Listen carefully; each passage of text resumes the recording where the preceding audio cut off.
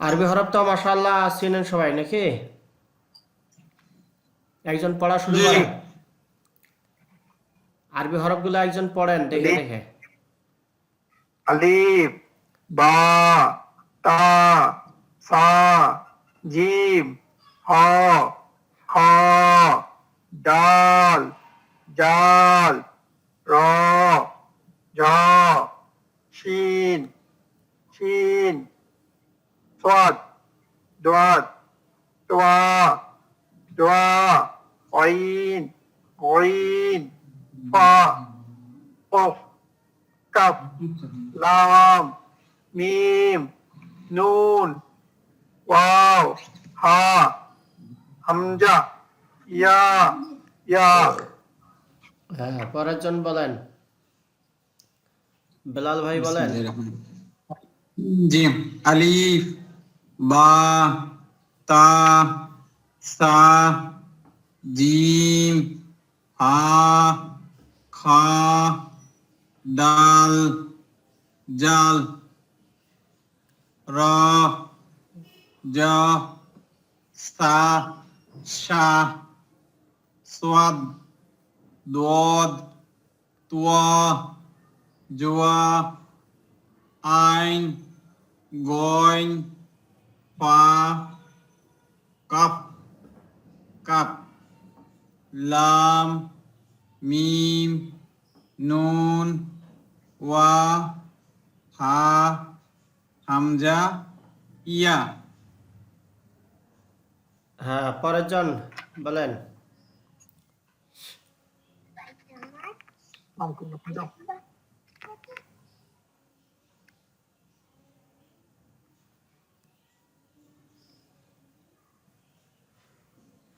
ফাহমিদা খাতুন। জি, হ্যাঁ, পড়ো তো। আমি তো একটু দেরি করে শুরু করেছি, পুরাটা শুনতে পাইনি। হ্যাঁ, তোমার নাম কি? আমার নাম সামিহা ইসলাম মানহা। মানহা। আচ্ছা, তুমি গত ক্লাসে ছিলা না? জি, হ্যাঁ, এই যে আরবি হরফগুলো তোমার কি জানা আছে? বলতে পারবা? উম, জি না। হ্যাঁ, জি বলতে পারবো। হ্যাঁ, বলো। আলিফ, বা, তা, সা, জিম, হা, খ, দাল, জাল, র, ঝা, সিন, শিন, সোয়াদ, দোদ, ফা, কফ, কাফ, লাম, মিম, নুন, ওয়াও, হা, হামজা, ইয়া। আচ্ছা, এখানে আমাদের একটা বিষয় খেয়াল রাখতে হবে। এই যে আলিফ বলছিলাম যে আলিফ টানা যাবে না, আলিফ বলে টানা যাবে না। ঠিক আছে। আলিফ, সবাই বলেন আমার সাথে, আলিফ। আলিফ, আলিফ, আলিফ, আলিফ, আলিফ। আলিফ, আলিফ, আলিফ, হ্যাঁ, আলিফ, এরপরে সবগুলো অক্ষরেই টান হবে। তো এখানে এই যে হা, এখানে হ বলা যাবে না, হা, হা। হা, হ্যাঁ, হা, হা, হা, তারপরে এটা আমরা অনেকেই সোয়াদ বলে থাকি, সোয়াদ বলা যাবে না, সদ। সদ, হ্যাঁ, সদ, দদ। সাদ, সদ, সদ, দদ। হ্যাঁ, সদ, এরপরে এখানে অনেকেই বলে তোয়া, আসলে তোয়া হবে না, ত, ত। ত, ত, হ্যাঁ, ত, এই যে দেখেন ত, বাংলায় লিখে দেওয়া আছে শুধু ত, এখানে ওকার অন্তস্থ আকার কিছুই নাই। হ্যাঁ, তাহলে কি হবে? ত। ত, তারপরে জোয়া, অনেকে জোয়া বলে, জোয়া আসলে হবে না, হবে কি? জ। জ, জ, হ্যাঁ, হ্যাঁ, জ, জ, জ, ত, জ, তারপরে এই যে রা হবে না, র হবে, র। র, হ্যাঁ, র, র, র। র, র, হ্যাঁ, র, র, তাহলে এখানে মোটামুটি সবগুলো হরফেই টান দিয়ে পড়তে হবে, কোনোটা এক আলিফ কোনোটা চার আলিফ, তবে দুইটা অক্ষর কোনো টান দেওয়া যাবে না, এক আলিফও টানা যাবে না। এটা হলো আলিফ আলিফ, হামজা, হামজা। হুম, আলিফ হামজা, জি, যা, আলিফ এবং হামজা এই দুইটা হরফ টেনে পড়া টানা যাবে যাবে না। না। আর একটা বিষয় বলি, এখানে শুধুমাত্র যখন একটা অক্ষর আপনি পড়তেছেন একটা একটা করে, যখন জবর পেশ ছাড়া পড়তেছেন তখন কিন্তু টেনে পড়তে হবে। আর যখন জবর পেশ দিবেন তখন কিন্তু আর এই নিয়ম প্রযোজ্য হবে না, তখন অন্য নিয়ম প্রযোজ্য হবে। তখন এক জবর এক জের এক পেশ এটাকে হরকত বলা হয়, তখন কিন্তু তাড়াতাড়ি পড়তে হবে। যেমন যদি আমরা বলি বা জবর বা, বা জের বি, বা পেশ বু, বাবিবু, এভাবে দ্রুত পড়তে আবিবু, হবে। হুম, তখন কিন্তু বা, বি, বু এভাবে টান দেওয়া যাবে না। অজাবে, হ্যাঁ, আবিবু, বাবিবু দ্রুত, বাবিবু, তাতিতু, সাসিসু, জাজিজু। আতিকু, সাসিসু, জাজিজু, হ্যাঁ, হাহিহু, খাহিহু, হ্যাঁ, হ্যাঁ। তাহলে যখন আমরা একটা একটা হরফ পড়ব হরকত ছাড়া, অর্থাৎ জবর জের পেশ ছাড়া যখন পড়ব তখন এটা কি হবে, টেনে পড়তে হবে। বা এক আলিফ টেনে হবে। পড়তে হবে, তা সা এক আলিফ, হ্যাঁ, জিম চার আলিফ টেনে পড়তে হবে। জিম, হ্যাঁ, জিম, আশা করি এখানে সবাই বুঝছেন। তাহলে এই হরফগুলো আমাদের আর একটু খেয়াল রাখতে হবে, প্রয়োজনে এই বাংলাটা দেখে কয়েকবার প্র্যাকটিস করতে হবে, এই প্র্যাকটিস করলে আর ভুল হবে না। তারপরে এই যে কেউ কেউ এই দুইটা কফ, একটা কফ আর একটা কাফ, দুইটারে মিলায় ফেলে কাফ, হ্যাঁ, কাফ বলা যাবে না, কফ। এখানে দেখেন কয়ের পরে কিন্তু আকার নাই, কফ, হ্যাঁ, কয়ের পরে আকার নাই, কফ, ডট ডট দিয়ে, কফ, হ্যাঁ, ডট ডট দিয়ে ফ দেওয়া হয়েছে। কারণ কি, কফ, এই ডট দেওয়ার কারণে হলো, হ্যাঁ, এই ডট দেওয়ার কারণে হলো এটা লম্বা করে টেনে পড়তে হবে, কফ।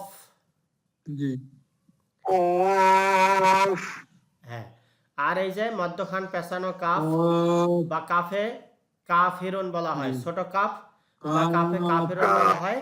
হুম, এই যে কর মধ্যে আকার দেওয়া হয়েছে, তাহলে এটা উচ্চারণ হবে কাফ। কাফ, হুম, কাফ, কাফ, হ্যাঁ, লাম, লাম, লাম, লাম, মিম, মিম, মিম, মিম, নুন, নুন, নুন,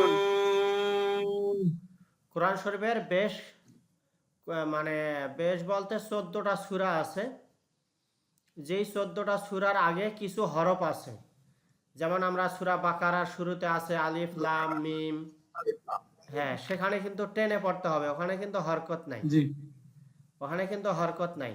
তাহলে এখান থেকে যদি আমরা এটা প্র্যাকটিস ভালো করে করি যে এটা মিম কয় আলিফ টান দিতে হবে, ওখানে গিয়ে কিন্তু আর ওস্তাদরে জিজ্ঞাসা করা লাগবে না জি, যে হুজুর এখানে মিম কয় আলিফ টানবো, কেন টানবো। ঠিক আছে, যদিও এটা একাধিকবার এই ব্যাখ্যা দেওয়া হবে, একাধিকবার ব্যাখ্যা দেওয়া হবে এই কারণে যাতে ভুলে না যায়, একই জিনিস বারবার আলোচনা করব ইনশাআল্লাহ। ইনশাআল্লাহ। এই এই হরফগুলো আপনারা আর একটু ভালোভাবে দেখতে হবে, দেখার পরে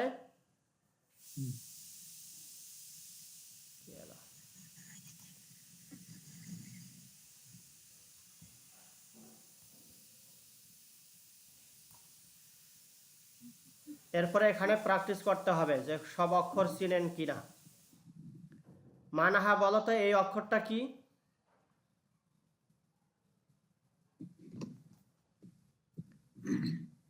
মানহা বলতে পারবে? মানহা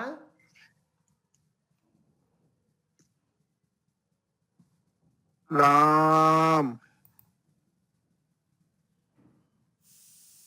জি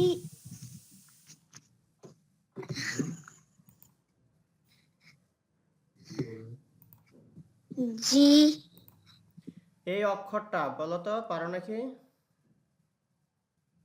জি কোনটা? এই যে এটা দেখা যাচ্ছে, মাউস পয়েন্টার দেখা যাচ্ছে।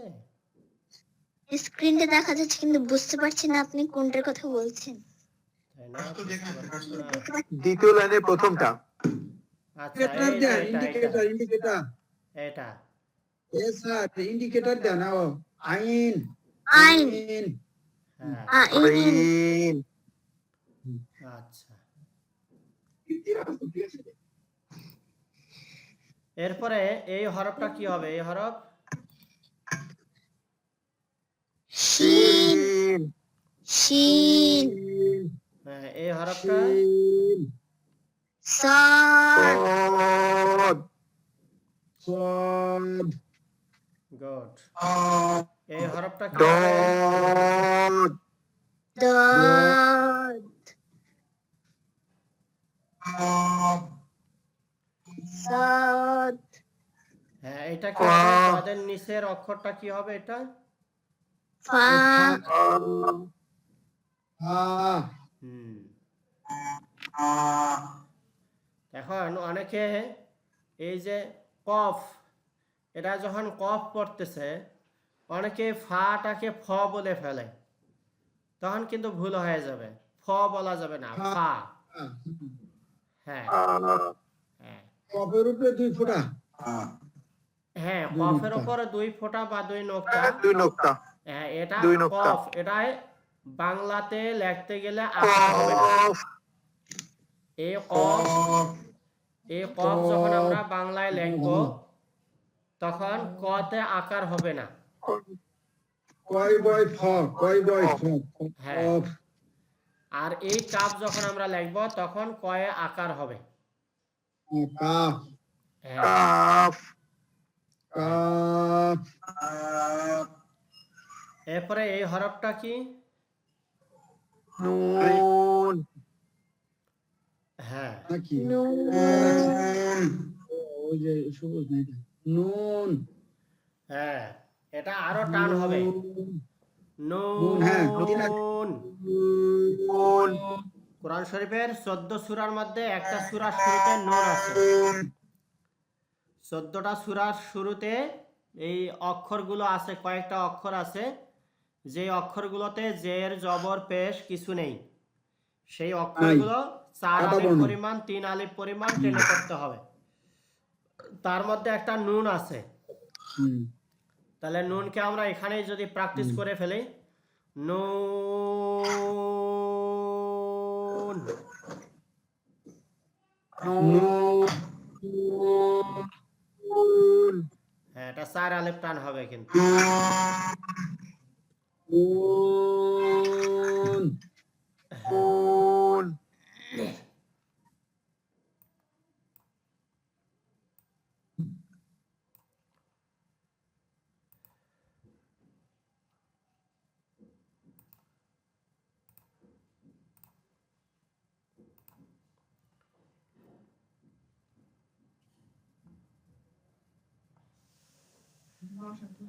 তাহলে মাখরাজ কার পড়া হয়েছিল সবার?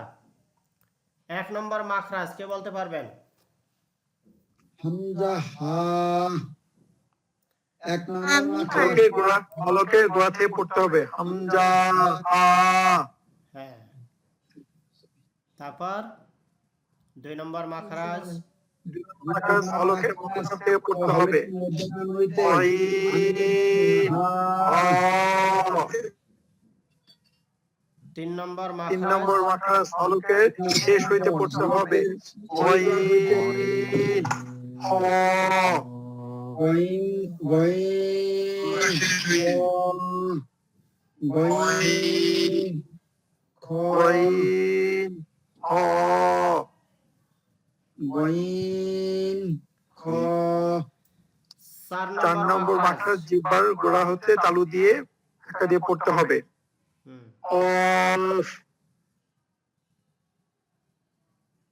হ্যাঁ, বলতে থাকেন। কফ 5 নম্বর মাখরাজ জিহ্বার সামনে আগ দিয়ে পড়তে হবে। কাফ 6 নম্বর মাখরাজ জিহ্বার সামনের দিকে মধ্যখানে চাপ দিয়ে পড়তে হবে। জিহ্বার মধ্যখান, জিম সামনের দিকে না, জিহ্বার মধ্যখান, তার বরাবর উপরে তালুর জিহ্বার সাথে মধ্যখান লাগাইয়া। তালুর সাথে লাগিয়ে হ্যাঁ, তালুর সাথে লাগিয়ে পড়তে হবে। জিম শিন ইয়া হুম। 7 নম্বর মাখরাজ 5 নম্বর মাখরাজ জিহ্বার সে দাঁতের সঙ্গে লাগাইয়া পড়তে হবে। সদ জিহ্বার গোড়া উপরের এক পাশের মাড়ির দাঁতের সাথে গোড়ার লাগিয়ে। সাথে। লাগাইয়া পড়তে হবে। সদ হ্যাঁ, তারপরে কি আছে 8 নম্বর মাখরাজ? 9 নম্বর 8 নম্বর মাখরাজ লাম জিহ্বার আগা কিনারা জিহ্বার সামনের আগে উপরে সামনে উপরে তালুতে লাগে। লাম এক পাশের দাঁতের গোড়ার সাথে লাগিয়ে। আচ্ছা, তাহলে আমরা মাখরাজের মোটামুটি অর্ধেক জেনে ফেললাম, যদিও মাখরাজটা আর একটু প্র্যাকটিস করতে হবে,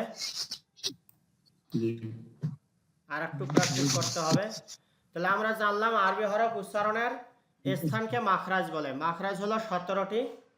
এই গলার একবারে নিম্ন ভাগ থেকে শুরু করে এই বুকের কাছে যে অংশটা গলার, এখান থেকে শুরু করে ঠোঁট পর্যন্ত, এই অঞ্চল থেকে, এই জায়গা থেকে 17টা স্থান আছে।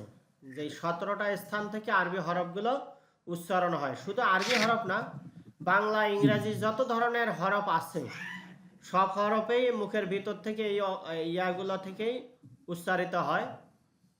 তো ওইভাবে বাংলাতেও আমরা পড়েছি তালব্য বর্ণ, উষ্ঠ বর্ণ, কিন্তু ওইগুলো কিন্তু অত গুরুত্ব দিয়ে পড়ি নাই, কারণ ওগুলো শুদ্ধ হলেও কোনো সওয়াব নাই, ভুল হলেও কোনো গোনা নাই। কিন্তু এই যে মাখরাজ, আরবি ভাষা, কোরআনের ভাষা, এই কোরআন পড়তে গেলে মাখরাজ আমাকে অবশ্যই ঠিক রাখতে হবে। যদি ঠিক না রাখি তাহলে কি হবে, অর্থ চেঞ্জ হয়ে যাবে। আমরা পরের ক্লাসগুলোতে একটা ক্লাসে দেখাবো একটা হরফ আর একটা হরফের সাথে বদল হয়ে যায়। গুরুত্বপূর্ণ যে বিষয়টা সেটা দেখাবো। এখানে দেখেন এই যে হামজা এবং আইন, হামজা জবর আ, আইন জবর আ, হ্যাঁ দুইটাই কিন্তু আ, কিন্তু একটা হবে কি কণ্ঠনালের মধ্যখান থেকে, এই আইন কণ্ঠনালের মধ্যখান থেকে, আর এটা হবে কণ্ঠনালের শুরু হইতে। তাহলে এটা নর্মাল বলতে উচ্চারণটা শক্ত হবে, কিন্তু গলা থেকে যে আওয়াজটা বের হবে, আওয়াজটা কোথাও থামবে না, স্বাভাবিকভাবে আওয়াজ বের হয়ে যাবে। হামজা হামজা, হামজা হ্যাঁ হামজা হামজা। হামজা আমরা আমরা ইমানদার, হ্যাঁ আমরা ইমানদার, মুসলমান ইমানদার, আমরা যারা আল্লাহ এবং আল্লাহ রাসূলের ওপরে তথা 7টা মৌলিক বিষয়ের ওপরে ঈমান এনেছি তাদেরকে বলা হয় মুমিন, ইমানদার। এই মুমিন বানান করতে গিয়ে বা ঈমান বানান করতে গিয়ে এই হামজা লাগবে। ইয়া আইয়ুহাল্লাযিনা আমানু, এই যে আ, হ্যাঁ আমানু, এখানে হামজা আছে। ঈমান, এখানে হামজা ইয়াজের ই আছে। সেখানে যদি আমরা আইন দেই তাহলে কিন্তু অর্থ চেঞ্জ হয়ে যাবে, ভুল হয়ে যাবে। ঠিক তেমনি ভাবে এই যে হা, গোল হা এবং এই যে লম্বা হা, দুইটা এক করা যাবে না। হা জবর হা, এটাও কণ্ঠনালীর শুরু থেকে আওয়াজ কি হবে না, বাধাপ্রাপ্ত হবে না, আ- আওয়াজটা বাধাপ্রাপ্ত হবে না, সহজভাবে বের হয়ে যাবে। আ- আর এই হাটা কণ্ঠনালীর মধ্যখান থেকে মধ্যখান থেকে হবে। হা আ- হা আ- যেমন আ- হ্যাঁ, যেমন সূরা ফাতিহা আমরা পড়ে থাকি আলহামদু আলহামদু আলহামদু আলহামদু আলহামদু হ্যাঁ আলহামদু আলহামদু আলহামদু আলহামদু বইনে যদি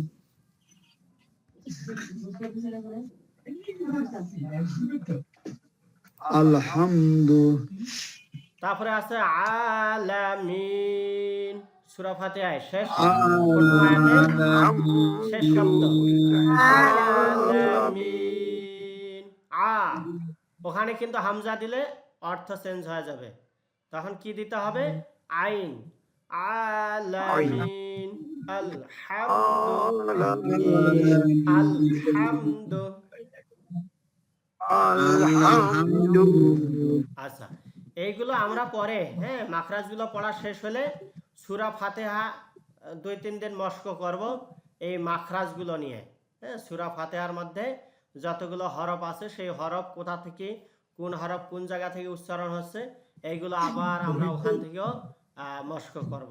এখন আমাদের প্রধান কাজ হলো এগুলো মুখস্থ করা, এগুলো মুখস্থ করা। তাহলে হলকের শেষ ভাগ হইতে গইন খ খ সূরা ফাতিহায় আছে কি গয়রিল, সূরা ফাতিহায় আছে গয়রিল গায়রিল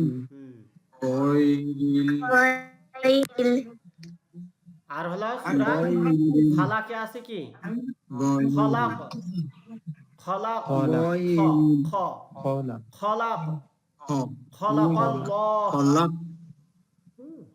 খলাকাল্লাহ বা খালিকুন, এই যে কফ খালিকুন কফ খালিকুন তাহলে জিহ্বার গোড়া তার বরাবর উপরে তালুর সাথে লাগাইয়া 2 নোক্তাওয়ালা কফ কফ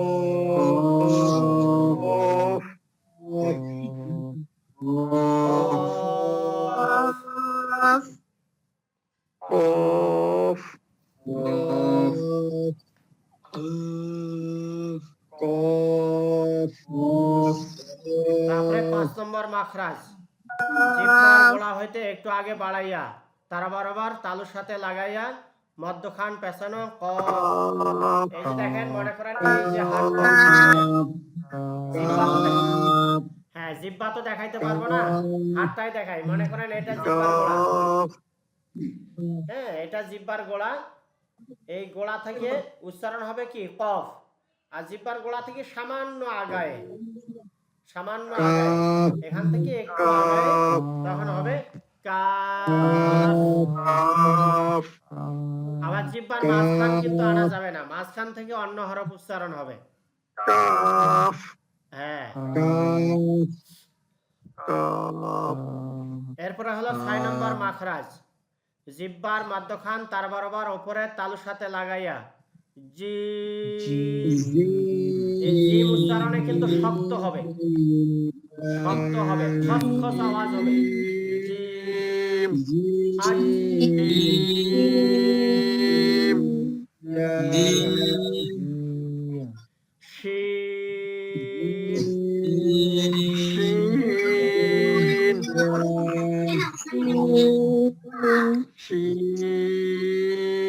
আচ্ছা, একটু এখানে একটু আমি কথা বলি। এই যে শিন, হ্যাঁ শিন উচ্চারণ করতে গিয়ে শেষে কিন্তু দন্ত ন আছে, দন্ত ন।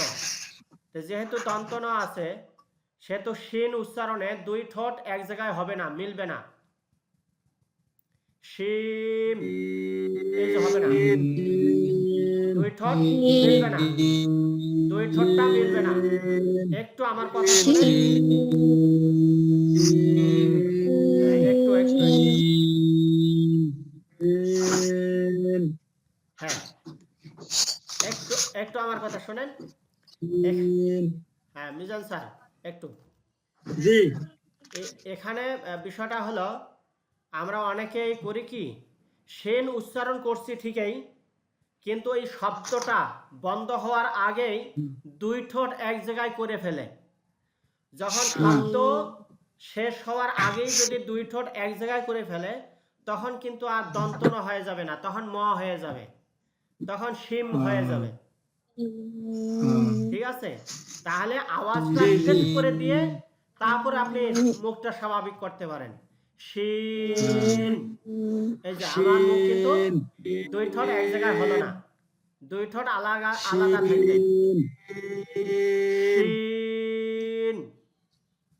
শিন, না দুই ঠোঁট এক জায়গায় হবে না, দুই ঠোঁট এক জায়গায় মিলবে না।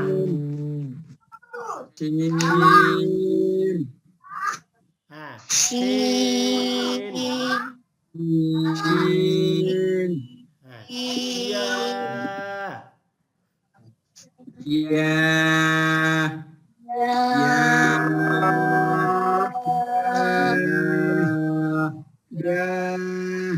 আচ্ছা।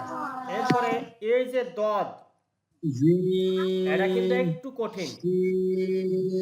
জিহ্বার গোড়ার কিনারা উপরের মাড়ির দাঁতের গোড়ার সাথে লাগাইয়া দদ, এই যে জিহ্বার গোড়া, আমি যদি এটাকে জিহ্বা মনে করি,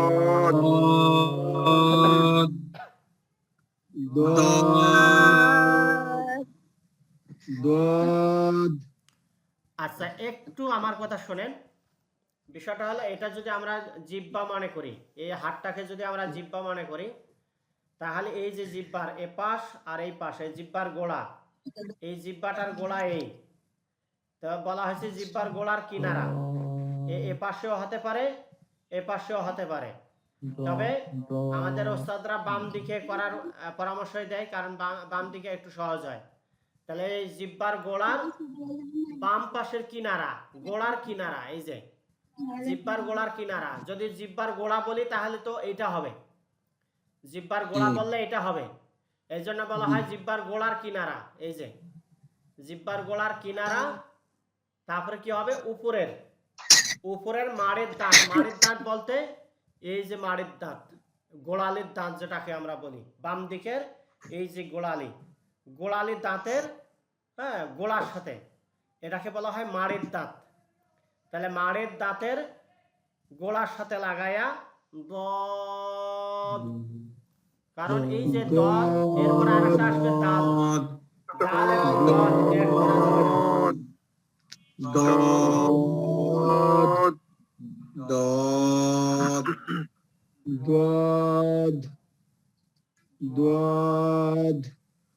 দদ, হ্যাঁ এখানে কিন্তু জবর নাই, এখানে কিন্তু জবর নাই, জবর দেওয়া যাবে না।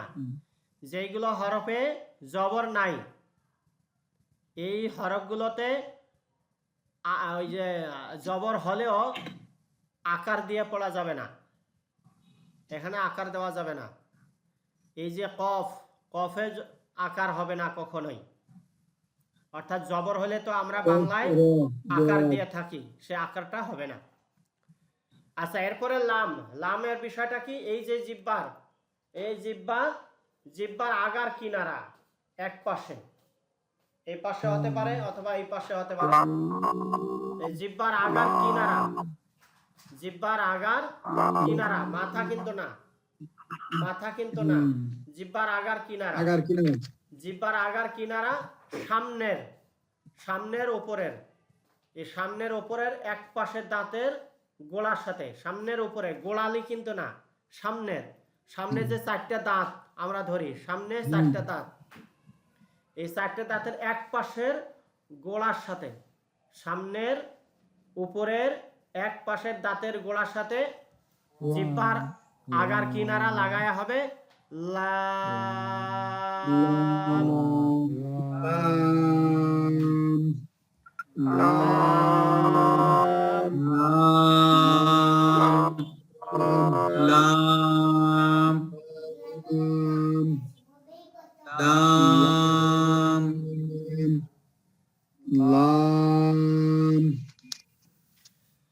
আচ্ছা, আশা করি আপনারা বুঝতে পারছেন।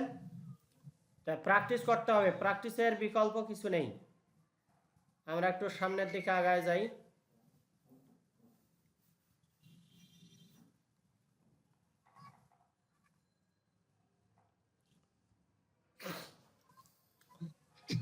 নয় নম্বর মাখরাজ, জিহ্বার আগা তার বরাবর উপরে তালুর সাথে লাগাইয়া নুন। হ্যাঁ, এই নুন উচ্চারণ করতে কিন্তু দাঁতের গোড়ার সাথে লাগানো যাবে না। তালুর সাথে লাগাইয়া নুন নুন আমার সাথে একটু ছন্দে ছন্দে বলেন। 9 নম্বর মাখরাজ, জিহ্বার আগা তার বরাবর উপরে তালুর সাথে লাগাইয়া তালুর সাথে লাগাইয়া নুন। তালুর সাথে লাগাইয়া তার বরাবর উপরে তালুর সাথে লাগাইয়া উপরে তালুর সাথে লাগাইয়া নুন। নুন নুন বাবা কথা বলো না। হ্যাঁ, তারপরে 10 নম্বর মাখরাজ, জিহ্বার আগার পিঠ তার বরাবর উপরে তালুর সাথে লাগাইয়া তালুর সাথে লাগাইয়া 10 নম্বর মাখরাজ, জিহ্বার আগা তার বরাবর উপরে তালুর সাথে লাগাইয়া র। এই যে জিহ্বাটা আছে, জিহ্বাটা একটু ঘুরে তালুর সাথে লাগবে, ঘুরে। হ্যাঁ, এভাবে ঘুরে বাংলাতে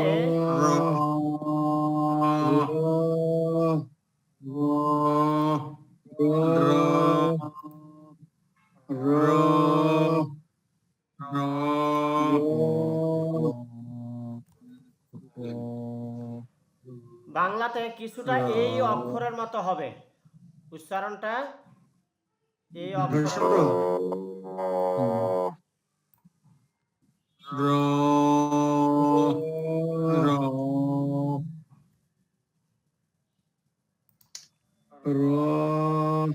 ডয় শুনো র র র, জিহ্বাটা একটু উপরের দিকে ঘুরে যাওয়ার মতো হবে। র র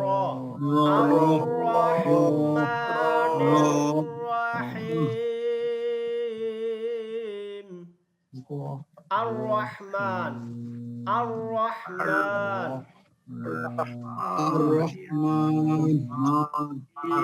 রহমান আর রহমান। হ্যাঁ, র র র রহমানির রহিম। রহমানির রহিম। আচ্ছা, এরপরে 11 নম্বর মাখরাজ, জিহ্বার আগা সামনের উপরের দুই দাঁতের গোড়ার সাথে লাগাইয়া ত আগার সামনের উপরে দুটো গোড়ার সাথে লাগাইয়া ত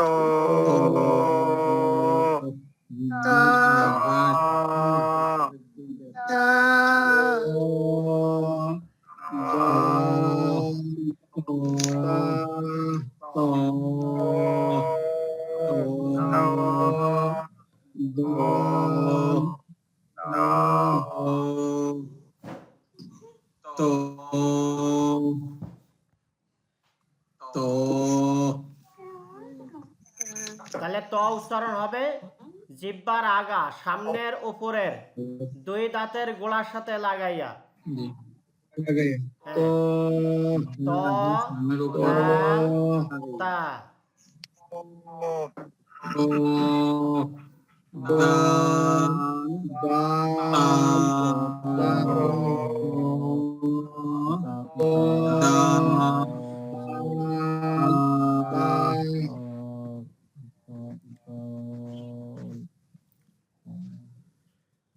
নম্বর মাখরাজ জিহ্বার সামনের নিচের দুই দাঁতের আগার সাথে লাগাইয়া, জিহ্বার আগা, হ্যাঁ, জিহ্বার যে আগাটা আছে, আগাটা সামনের নিচের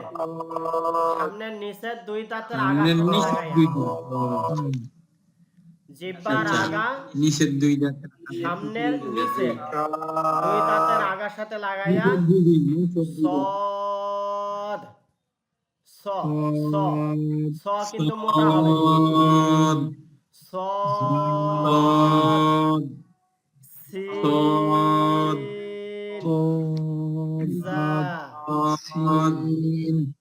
জা, সিন জা জা, সিন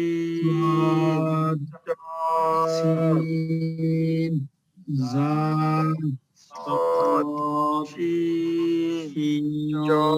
সিন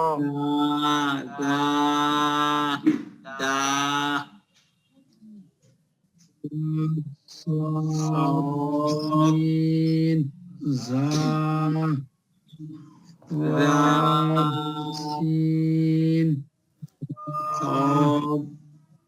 সিন সিন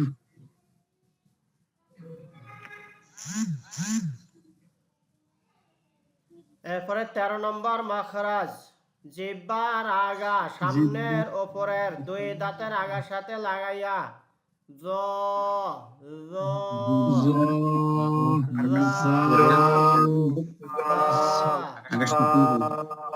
এনে পার্থক্য বুঝতে হবে, একটু পার্থক্য বুঝতে হবে। দেখেন, এই 11 নম্বর মাখরাজ জিহ্বার আগা সামনের ওপরের দুই দাঁতের গোড়া, 12 নম্বর মাখরাজ জিহ্বার আগা সামনের নিচের দুই দাঁতের আগা, আবার 13 নম্বর মাখরাজ জিহ্বার আগা সামনের উপরের দুই দাঁতের আগা।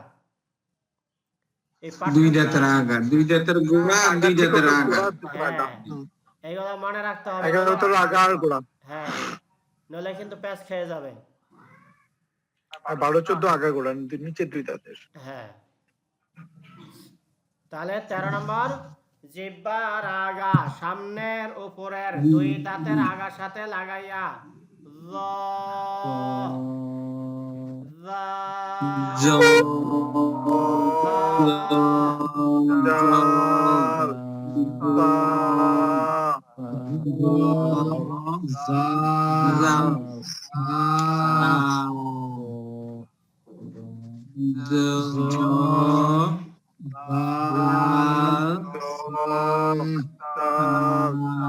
আচ্ছা, এই কিছুক্ষণের মধ্যে, হ্যাঁ, লাইনটা বিচ্ছিন্ন। জিহ্বার আগা সামনের উপরের দুই দাঁতের আগার সাথে লাগাইয়া জ হ্যাঁ, আপনারা জাল যারা নেট সা জ দুই দাঁতের আগার সাথে লাগাইয়া সা সা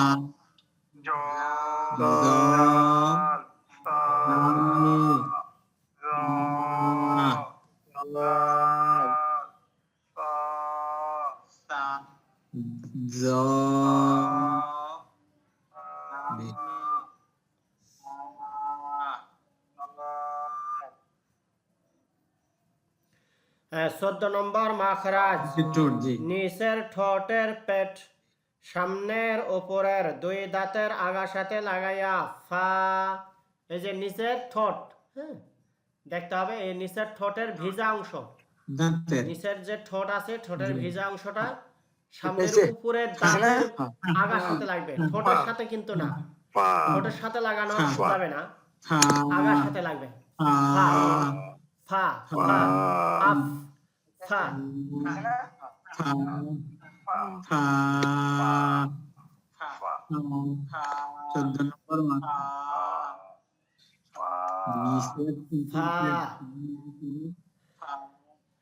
14 নম্বর মাখরাজ নিচের ঠোঁটের পেট সামনের উপরের দুই দাঁতের আগার সাথে লাগাইয়া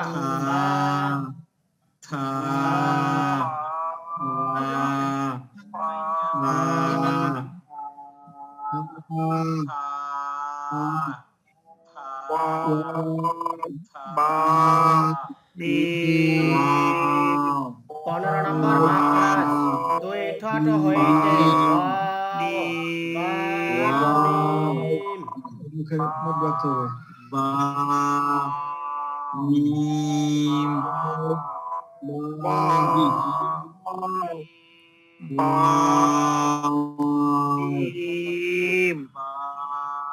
ওয়াও হবে গোল করে, মুখটা গোল হয়ে যাবে। ওয়াও মিম বা ওয়াও মিম বা মিম ওয়াও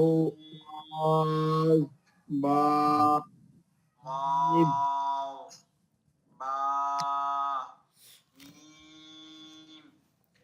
আচ্ছা, এবার এই 16 নম্বর মাখরাজ একটু বুঝতে হবে। 16 নম্বর মাখরাজটা একটু আমি বলি, শুনবেন। এই যে ওয়াও ইয়া তো উপরে চলে গেছে, তারপর আবার এখানে আসছে কেন? এটা হলো মুখের খালি জায়গা হইতে মদের হরফ। মদের হরফ হলো তিনটি, ওয়াও আলিফ ইয়া। ওয়াও আলিফ ইয়া তখনই মদের হরফ হবে যখন ওয়াও আলিফ ইয়া জজম যুক্ত হবে, জজম সাকিন যুক্ত হবে। হ্যাঁ, তাহলে এখানে সুন্দর করে লেখা আছে মুখের খালি জায়গা হইতে মদের হরফ। মদের হরফ তিনটি, জবরের বাম পাশে খালি আলিফ। জবরের বাম পাশে যখন খালি আলিফ হবে তখন ওই আলিফটাকে আমরা মদের হরফ বলবো। পেশের বাম পাশে যখন যজমালা ওয়াও হবে, পেশের বাম পাশে ইয়া থাকলে যজমালা ওয়াও, তখন ওই ওয়াওটা মদের হরফ হবে। জেরের বাম পাশে যজমালা ইয়া, জের আছে, জেরের পরে ইয়া আছে, কিন্তু ইয়ার উপরে যজম বা সাকিন, তখন সেটাকে আমরা মদের হরফ বলবো। এখানে বুঝার কিছু নেই আপাতত, খালি আলিফ, টানা মুখস্থ করতে হবে। জবরের পরে বাম পাশে খালি আলিফ, স্লাইডে বা পরের ক্লাসে আমরা বুঝতে পারবো ইনশাআল্লাহ। পরে যে কোনো একটা ক্লাসে সুন্দর করে বুঝে ফেলবেন। আলিফ, এখন শুধু মুখস্থ। মুখস্থ কি? মুখের খালি জায়গা হইতে, মুখের খালি জায়গা হইতে মদের হরফ উচ্চারিত হয় আর কি। মদের হরফ মুখের খালি জায়গা থেকে, কোনো জিহ্বারও সাহায্য হবে না, আপনার ঠোঁটেরও সাহায্য লাগবে না, দাঁতেরও সাহায্য লাগবে না। এক কথায় মুখের খালি জায়গায় হতে হবে। যেমন আমরা বাংলাতে যখন ওই শিশু 1, 2-তে পড়ছি, তখন স্যারেরা শিখেছে ক, এই কয়ের মধ্যে একটা অ আছে, অ। অটাকে কিন্তু ওই সময় আমরা কি করি নাই, বুঝিও নাই, কোনোভাবে পড়িও নাই। স্যারে পড়াইছে ক। পরে যখন আর একটু বড় হলাম তখন দেখলাম যে স্বরবর্ণের সাহায্য ছাড়া ব্যঞ্জন বর্ণ উচ্চারণ করা যায় না। কিভাবে? কয়ের সাথে একটা অ আছে, মিলায় কি হলো ক, তাহলে ক যোগ অ। হ্যাঁ, এই অ যে উচ্চারণ করতেছি আমরা, অ উচ্চারণ করতে গেলে কিন্তু আমাদের জিহ্বারও সাহায্য লাগতেছে না, দাঁতের সাহায্য লাগতেছে না, তালু ঠোঁট কোনোটাই লাগতেছে না। ঠিক তেমনি ভাবে এখানে খালি মুখের খালি জায়গা হইতে ওয়া উচ্চারণ হবে, আলিফ উচ্চারণ হবে, ইয়া উচ্চারণ হবে, কিন্তু সেটা কখন? যখন মাদের হরফ হবে। যেমন বা, তারপরে বা জবর বা, হ্যাঁ, বায়ের পরে যদি একটা আলিফ থাকে এবং আলিফের মধ্যে যদি জবর জের পেশ সাকিন, এক আলিফ প্রান্ত হবে না এখানে, তার মানে কি খালি এক আলিফ প্রান্ত হবে না, তাহলে বা আলিফ জবর বা। এই যে বা বললাম, এর মধ্যে আ চলে আসছে। হ্যাঁ হ্যাঁ হ্যাঁ, তো যখন বা বললাম তখন আ চলে আসছে। আবার বা ওয়াও পেশ বু, যখন বু বলছি তখন উ চলে আসছে, তাহলে মুখের খালি জায়গা থেকে। আবার বা ইয়া জার বি, তখন ইয়া চলে আসছে খালি খালি জায়গা থেকে। ই বি, বা ইয়া জার বি। হ্যাঁ হ্যাঁ, তাহলে এই জন্য বলা হচ্ছে খালি জায়গা হইতে মদের হরফ উচ্চারিত হয়। কখন মদের হরফ কখন হবে? যখন জবরের বাম পাশে খালি আলিফ থাকবে, পেশের বাম পাশে যজমালা ওয়াও, আর জেরের বাম পাশে যজমালা ইয়া, তখন এগুলোকে বলতে হয় মদের হরফ। 17 নম্বর মাখরাজ নাকের বাঁশি হইতে গুন্নাহ, উচ্চারিত হয়। গুন্না কি জিনিস? আওয়াজটা নাকের বাঁশির ভিতরে নিতে হবে, নিয়ে গুনগুন আওয়াজ, যেমন আন্না, আন্না।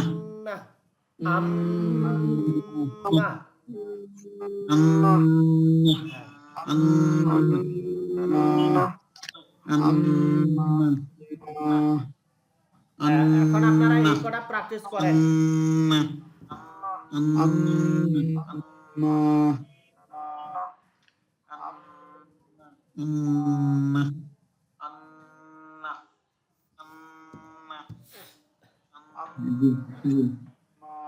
জি, জিহ্বার আগা তার বরাবর 9 নম্বর থেকে শুরু করে সবগুলো একটু লাগাইয়া প্র্যাকটিস করতে থাকেন। আজকে আর সামনে আগাবো না, এই কটাই পড়তে থাকেন, মুখস্থ জিহ্বার করে ফেলেন। আগার পিঠ বরাবর লাগাইয়া তালুর সাথে লাগাইয়া র।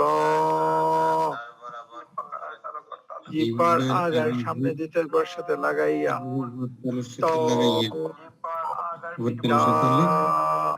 দ। জিহ্বার আগার দ্বিতীয়বার সাথে লাগাইয়া ত। সাথে তিন। জ। জ।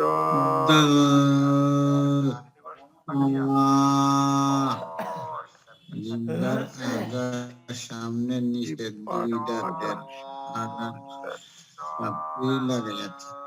দুই দাঁতের আগা হইলে জ। জ। স। যা ওয়াদ সিন মিম। জিহ্বার আগা সামনের উপরের দুই দাঁতের সাথে লাগাইয়া, দুই দাঁতের আগার সাথে, দুই দাঁতের আগার সাথে লাগাইয়া এলে জি জি দুই দাঁতের আগার সাথে লাগাইয়া জ দুইটা জাল আগা বলতে হবে, সা আগা একবার বলেন। জ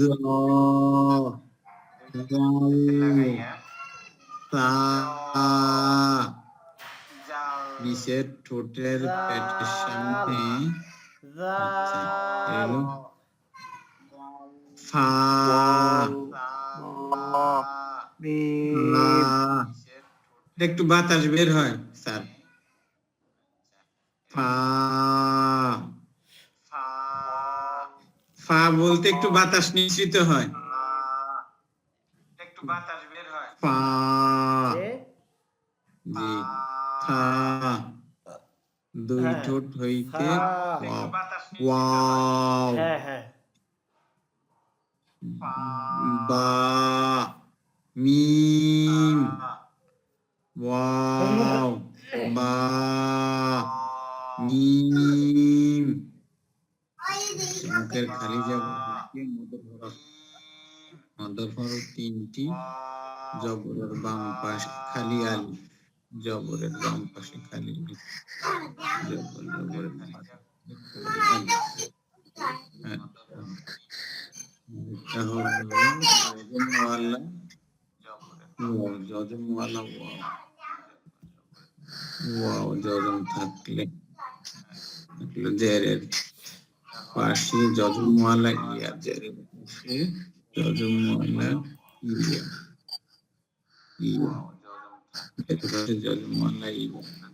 আমাদের তিনটি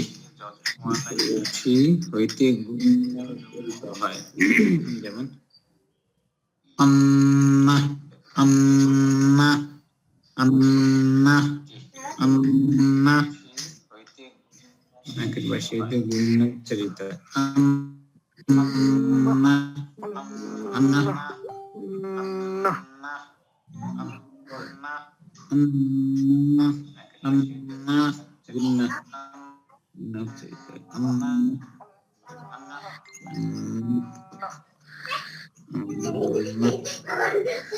আন্না আন্না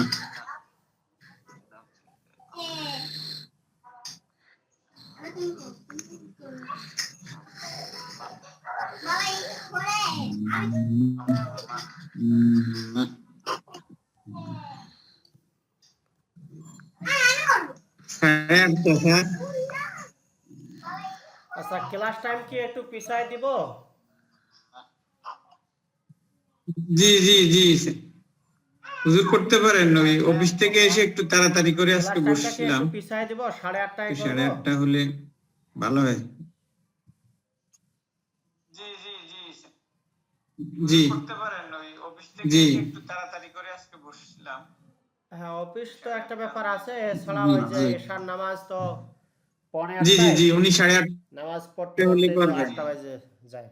জি আর আমাদের মবিনুল ইসলাম ভাই তো মনে বলছিলেন, জি জি কি যেন বলছিলেন আপনার? উনি 8:30 হলে করবেন।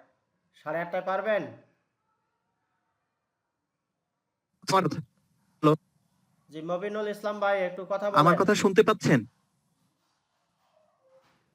আচ্ছা, ওই আমার শনিবারটা একটু প্রবলেম আর কি, আর এমনিতে ঠিক জি আছে, বলেন। আর কোনো দিনই সমস্যা নাই। শুক্র হ্যাঁ, শনি এখন একটু শোনা যাচ্ছে। সমস্যা। আচ্ছা, ওই আমার শনিবারটা একটু প্রবলেম আর কি, আর এমনিতে ঠিক আছে। আর আমার কোনো ওই দিনই ওনারা সমস্যা আসলে নাই। যারা শুক্র টিচিং শনি দেয় একটু ওখানটায় সমস্যা। বিএড এর, ওনারা ও আসলে আচ্ছা, টাইমটা যেটা দেয় 8:30টায় ওটা ঠিক ক্লাসে নেয়, এক যোগ এক সময় এক এক টাইমে করতে নেয় আর পারবেন কি। না? কখনো 8, 8:30 নেয়ও না, আবার কখনো আমার ওই 8:30টাই শুরু ওনারা করে, আসলে 8টায় যারা শুরু করে, টিচিং ওনাদের দেয় ঠিক ওখানটায় নেয় আর কি। বিএড, ওনারা আসলে টাইমটা যেটা দেয় ওটা ঠিক নেয়, এক এক সময় এক এক টাইমে নেয় আর কি। ও আচ্ছা। কখনো 8, 8:30 নেয়ও না, আবার কখনো 8:30টাই শুরু করে, 8টায় শুরু করে, ওনাদের ঠিক নেয় আর কি। মানে শনিবারটা বাদ দিয়ে বাকি যে দিনগুলো আছে ওগুলাতে যেই কোনো সময়ই করতে পারবো ইনশাআল্লাহ। তাহলে কি বারেই চেঞ্জ করে দিব? মানে শনিবারটা বাদ দিয়ে বাকি যে দিনগুলো আছে ওগুলাতে যেই কোনো সময়ই করতে পারবো ইনশাআল্লাহ। জি ইনশাআল্লাহ।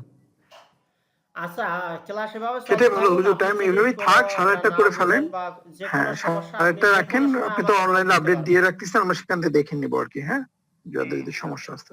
ঠিক আছে, যে কোনো সময় আমাকে নক দিলে। সেটাই ভালো হুজুর, টাইম এইভাবেই থাক, 8:30 হ্যাঁ করে ফেলেন। হ্যাঁ হ্যাঁ, 8:30 রাখেন, আপনি তো অনলাইনে আপডেট দিয়ে রাখতেছেন, আমরা সেখান থেকে দেখে নিবো আর কি। হ্যাঁ, হ্যাঁ, সেখান থেকে যাদের দেখে যদি নেবেন, সমস্যা আসতে। এবং যে কোনো সময় যে কোনো হোক, সমস্যা হোক, আমাকে ফোন দিতে পারবেন। আর অনলাইনে থাকলে ইনশাআল্লাহ। অনলাইনে নক দিতে পারবেন। যদি আমি ব্যস্ত না থাকি তাহলে অবশ্যই আমি কমিউনিকেশন করব আপনাদের সাথে। জি ইনশাআল্লাহ। ইনশাআল্লাহ। জি তো ঠিক আছে, আজকে এই পর্যন্তই।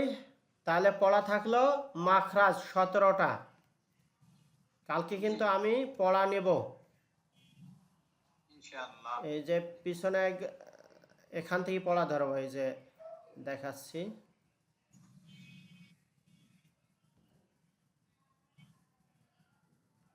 এখান থেকে অক্ষরও বলতে হবে, মাখরাজও বলতে হবে, শেষ ভাগে যে খ কোন জায়গা থেকে উচ্চারণ হয় বা খয়ের মাখরাজ কি। তখন ওই বলতে হবে 3 নম্বর মাখরাজ কণ্ঠনালীর বা হলকের শেষ ভাগ হইতে, শেষ ভাগে হ্যাঁ, গয়েন খ, হ্যাঁ, দুইটা অক্ষরেই বলতে হবে হ্যাঁ। বলার নিয়মটা আমি বলে দিচ্ছি। যে মনে করেন আমি খয়ের মাখরাজ জানতে চাইলাম, তাহলে খয়ের মাখরাজ হলো 3 নম্বর মাখরাজ। তো এখানে পড়া দেওয়ার সময় বলতে হবে 3 নম্বর মাখরাজ কণ্ঠনালীর শেষ ভাগ হইতে গয়েন খ। এরপরে যদি আমি ধরি দাল, দালের মাখরাজ কি, তখন উত্তরটা এভাবে দিতে হবে, দাল কত নম্বর মাখরাজ সেই নম্বরটা বলতে হবে, এবং মাখরাজের জায়গা থেকে আর কোন কোন অক্ষর, যেমন ত, দাল, তা, হ্যাঁ, এভাবে বলতে হবে। জিহ্বার আগা সামনের উপরে 2 দাঁতের গোড়ার সাথে লাগাইয়া ত, দাল, তা, এভাবে বলতে হবে।